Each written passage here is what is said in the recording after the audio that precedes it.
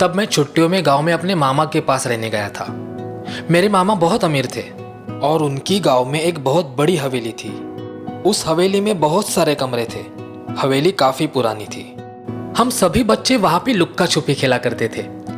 उस मकान में ऐसी बहुत सी जगह और कमरे थे जो छिपने के लिए बहुत ही अच्छी जगह थी।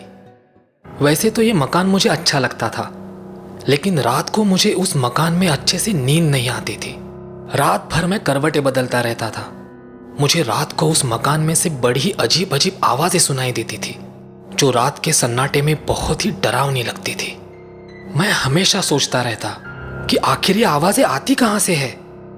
मैंने अपने मामा को इस बारे में पूछना चाहा, लेकिन मामा ने मेरी बात को हंसी में टाल दिया। पता नहीं मुझे ऐसा क्यों लग रहा था कि कुछ तो बात है जो वो मुझसे छिपा रहा है। और फिर मैंने उस बात की छानबीन करने की ठान ली। मकान की तीसरी मंजिल पर एक कमरा था जो हमेशा ही बंद रहता था। उस कमरे में मैंने किसी को भी आते जाते हुए नहीं देखा था, सिवाय मेरे मामा के। मुझे पूरा यकीन था कि हो ना हो रात को वो आवाजें उसी कमरे में से आती है। मेरा कौतूहल अब अपनी चरम सीमा तक पहुंच चुका था। एक रात जब मैं अपने कमरे में सोने की कोशिश कर रहा था, एक बड़ी ही दर्दनाक चीख मेरे कानों पर आ पड़ी।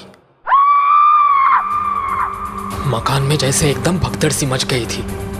मैं अपने कमरे में से बाहर आया। लाइट चली गई थी। कमरे के बाहर बहुत ही घना अंधेरा था। तभी मैंने मामा को हाथ में लालटेन लिए तीसरी मंजिल के उसी कमरे की तरफ बढ़ते हुए देखा। मैं ये मौका गंवाना नहीं चाहता था। धीमी चाल में मैं भी मामा के पीछे पीछे चलने लगा। कमरे के पास पहुंचते ही मामा ने अपने जेब में से चाबियों का गुच्छा निकाला और उस कमरे का ताला खोलने लगा। कमरे के अंदर से आवाजें अब बढ़ती ही जा रही थी। दरवाजे का ताला खोल के मामा कमरे के अंदर चला गया। मामा हमेशा अपने पीछे दरवाजा बंद किया करता था, लेकिन न जाने कैसे आज वो ये बात भूल गया। दबते पांव मैं उस दरवाजे तक पहुंचा। दरवाजा हल्का सा खुला हुआ था। मैं उसमें से अंदर झांक कर देखने लगा। लालटेन की रोशनी में मैंने अंदर जो भी नजारा देखा वो बहुत ही डरावना था। उस कमरे में किसी बूढ़ी औरत को जंजीरों में जकड़ कर रखा हुआ था। ये चीखें और भयानक आवाजें उसी औरत की थी। उस औरत के सारे बाल सफेद हो चुके थे और पूरा चेहरा झुर्रियों से भरा हुआ था। लेकिन उस औरत की सबसे डरावनी बात अगर कुछ हो तो वो थी उसकी आंखें। बाप रे, ऐसी भयानक आंखें मैंने अपनी पूरी जिंदगी में नहीं देखी थी। उनकी आंखें बड़ी और पूरी तरह से लाल थी और वो अपने आप में गोल गोल घूम रही थी। कभी वो गोल गोल घूमती तो कभी वो एक ही जगह पे सहम कर देखने लगती और फिर अचानक वो औरत जोरों से चिल्लाती, अपने हाथ पैर मारने लगती। फिर अचानक वो शांत हो जाती और फिर उनकी होठों पे एक अजीब सी मुस्कान आ जाती। ये मुस्कुराहट खुशी की नहीं थी। उस मुस्कुराहट में छलावा भरा हुआ था। अंदर का ये नजारा देखकर तो मेरे हाथ पांव ही ठंडे पड़ने लगे। और फिर अचानक ऐसा कुछ हुआ जिसकी मैंने उम्मीद ही नहीं की थी। उनकी वो डरावनी लाल आंखें सीधे मुझ पर ही आ पड़ी और वो मुझे ही घूरने लगी। फिर वो अजीब सी मुस्कुराहट उनके होठों पे आई। आओ, अंदर आओ, घबराओ मत। मैं इतने दिनों से तुम्हारी ही तो राह देख रही थी। अंदर आ जाओ, डरो मत। वो मुझसे ही बात कर रही थी। मामा ने झटके से दरवाजे को खोला और मैं पकड़ा गया। मामा को इतना गुस्से में मैंने पहले कभी ना देखा था। वो मुझ पे बहुत ही नाराज हुआ। जिस बात को वो राज रखना चाहता था आखिरकार मैंने वो देख ही ली थी। लेकिन सच मानिए तो अब मैं अपने आप को ही कोस रहा था।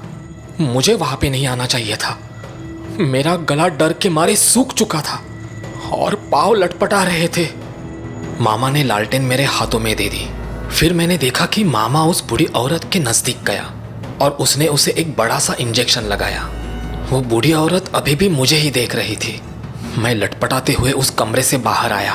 मामा ने मुझे बताया कि उन्हें एक अजीब सी बीमारी थी। वो अपने इर्द गिर्द बहुत सी परछाइयाँ देखा करती थी। उनका कहना था कि वो परछाइयाँ उन्हें डराती है, धमकाती है उन्हें मारना चाहती है। डॉक्टर का मानना था कि उन्हें स्किज़ोफ्रेनिया है। अस्पताल में उन पर बहुत इलाज किया गया, लेकिन उसका कोई फायदा ना हुआ। फिर मामा उन्हें घर ले आया। कभी कभी वो बहुत ज्यादा हिस्टेरिक हुआ करती थी, इसीलिए उन्हें जंजीरों में जकड़ कर रखा था। मामा ने पूरी कहानी मुझे बताई, लेकिन फिर भी मेरा डर कम ना हुआ। मैं अपने घर वापस जाना चाहता था। मामा ने मुझे यकीन दिलाया कि वो सुबह ही मुझे शहर छोड़ाएगा। मैं उस घर में वापस कभी भी नहीं आना चाहता था। मैं अपने घर पहुंचा। उसके कुछ दिनों बाद ही उस बूढ़े औरत की मरने की खबर आई। उस रात मैं ठीक से सो नहीं पाया। रह रहकर मुझे उनकी वो आंखें याद आ रही थी। रात के शायद 2 बजे होंगे। अचानक मेरे कानों में किसी की फुसफुसाने की आवाज आने लगी। मेरे पास आओ, मेरे पास आओ, डरो मत, मैं तुम्हारी ही राह देख रही थी, मेरे पास आओ। मेरा पूरा बिस्तर पसीने से भीग चुका था। मैंने अपने बेडरूम के दरवाजे की तरफ देखा। दरवाजा अपने आप खुल रहा था और उसमें से एक भयानक सी परछाई धीरे धीरे मेरी तरफ बढ़ रही थी। वहां पे और कोई भी नहीं था, सिर्फ वो परछाई थी जो मुझे अपने पास बुला रही थी। मेरे पास आओ, मेरे पास आओ, डरो मत, मैं तुम्हारी ही राह